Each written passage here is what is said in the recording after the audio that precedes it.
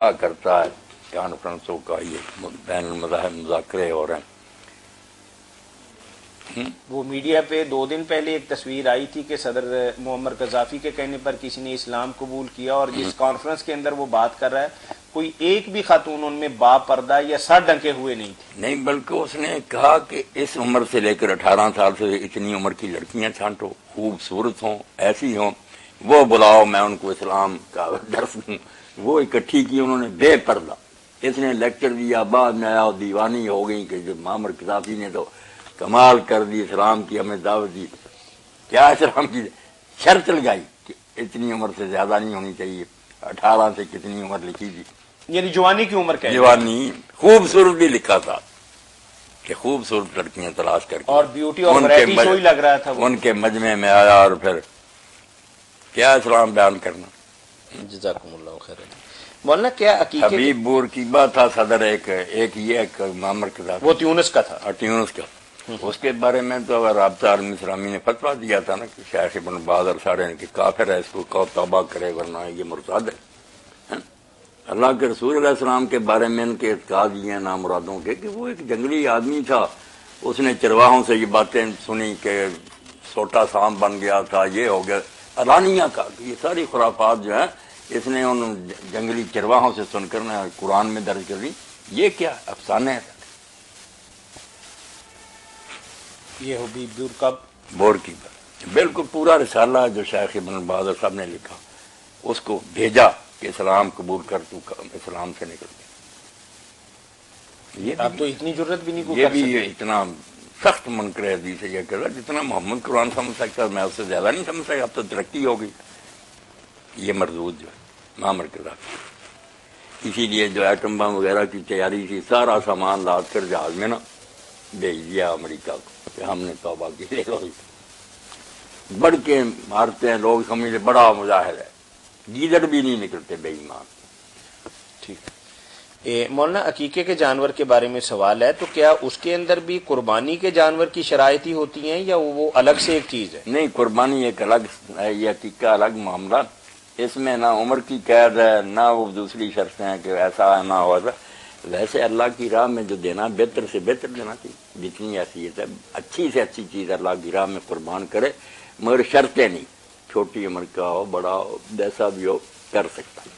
نہیں مولانا، آج کل جو دوندہ جانور ہے اس کی قیمت تو آسمان کی بلندی سے بھی شاید تھوڑی سی اوپر ہو اللہ. تو لیکن دوسرا جانور جو ہے وہ عام مل جائے گا، تو کیا اس اعتبار سے اگر وہ شرائط نہ ہوں جیسا کہ آپ فرما رہے ہیں تو کیا عقیقے والے کے لیے کچھ آسانی نہ رہے گی؟ آسانی ہے، وہ جتنی ہمت ہے نا بے شک چھوٹا جانور لے کے کر دے، کرے. عقیقہ بہت ضروری ہے.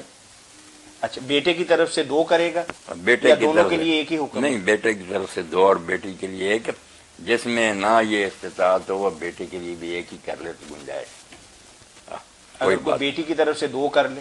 نہیں، سنت طریقہ وہ ایک ہی. اگر مطلب مولانا فرما رہے ہیں کہ اگر کوئی صاحب بہت زیادہ استطاعت نہ رکھتے ہوں تو بیٹے کی پیدائش پہ بھی صرف ایک ہی جانور، ایک کوئی بات. اور اس جانور کے اندر قربانی کے جانور کی شرائط جو ہیں وہ نہیں. کوئی پابندیاں نہیں، جس قسم کا بھی ملے کر. اچھا، یہ 7ویں دن ہی کیا جائے گا مولانا؟ عقیقے کے لیے 7واں دن ہی.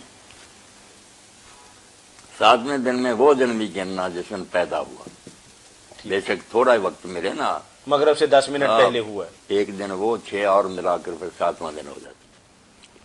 ٹھیک ہے، جزاکم اللہ خیر.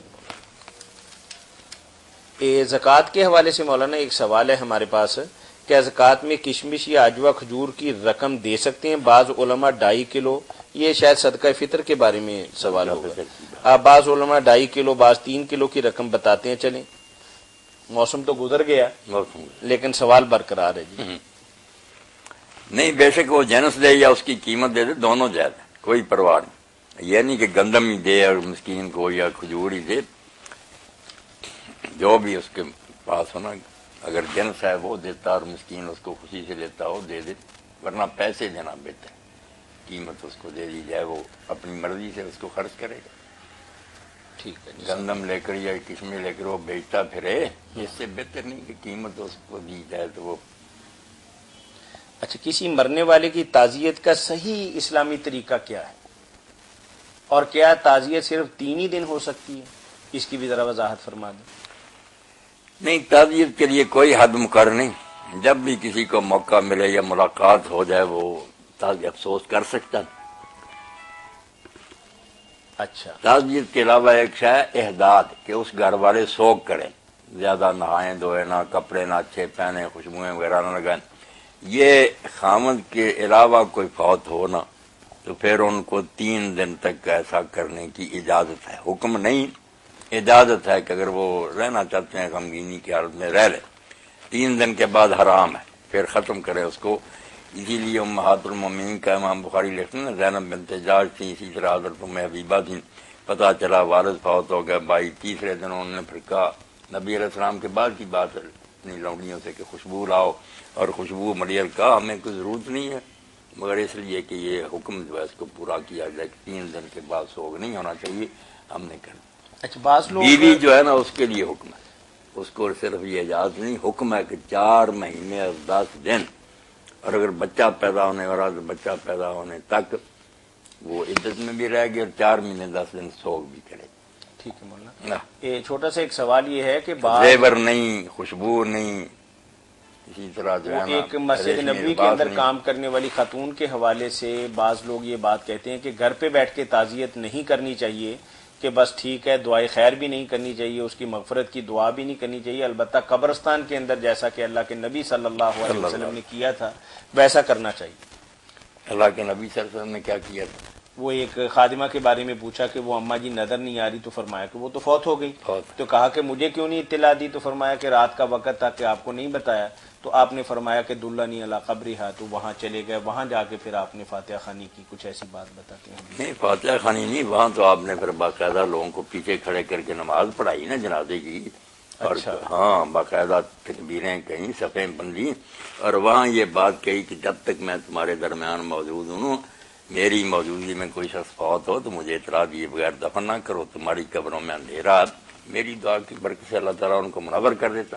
آپ نے باقاعدہ نماز جنازہ پڑھی، یہ ہے صلاۃ علی القبر، کہ قبر پر جا کر جنازہ پڑھنا، جو رہ گئے ہیں وہ اگر بعد میں بھی جائیں آئے ہیں جا کر پڑھ لیں، پڑھ سکتے، بے شک کتنے دن ہو گئے ہوں، یہ مسئلہ الگ، اس کا تعزیت سے کوئی تعلق نہیں۔ تعزیت ہے کہ جس کا فوت ہو گیا اس کے پاس جانا، اس کے صدمے میں اس کی دلداری کرنا، تسلی دینا کہ اچھا بھائی اللہ میاں کا حکم ہے، اس پر راضی رہنا چاہیے، دعا بھی کرنا، دعا کوئی منع نہیں۔ اب دیکھیں نا، آیا کہ جامعہ سلفیہ میں لوگ اکٹھے ہوئے، باقاعدہ خبر تھی، اسی میں شاید عبدالجبار شاکر رحمۃ اللہ علیہ کے بارے میں پھر بعد میں تقریروں کے بعد انہوں نے دعا کی ہیں، تو اگر اسی طرح کوئی اور کسی موقع پر کر لیتا دعا، آپ نے بھی کی تھی جامعہ سلفیہ میں تو کرتا ہوں، صاحب کی والدہ کی، یاسین ظفر صاحب کی والدہ کے لیے گئے تو ان کی یہ سمجھو مربت ہے، جب میں نے کہا کہ اگر آپ اجازت دیں، انہوں نے کہا مولانا کریں ضرور، ہاتھ انہوں نے بھی اٹھائے، ہم نے بھی اٹھائے ہیں، تو دعا کیوں بری ہے؟ اگر دعا نہیں کرنی تو لینے کیا جانا؟ اگر صرف اتنا ہی کہنے جانا کہ مر گیا، تو یہ تو پتہ ہی ہے کہ مر گیا، اس کے لیے وہاں ضرور جانا تھا۔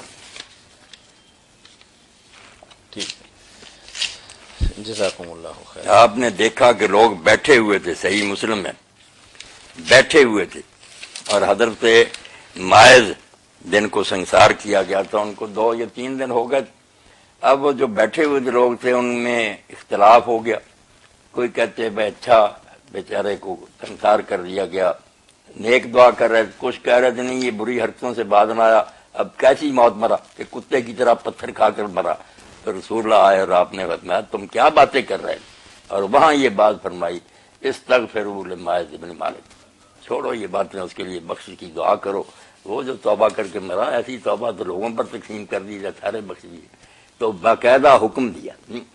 اب جب قبر پر دعا کرتے نا دفن کے بعد، وہاں بھی صرف آپ نے کہا کہ اپنے بھائی کے لیے بخش کی دعا کرو، نہ ہاتھ اٹھانے کا ذکر ہے، نہ مل کر کرنے کا، وہ سارا ہم نے مان لیا کہ ادب سکھایا گیا ہے، ہاتھ اٹھاؤ، یہاں وہی بات کہی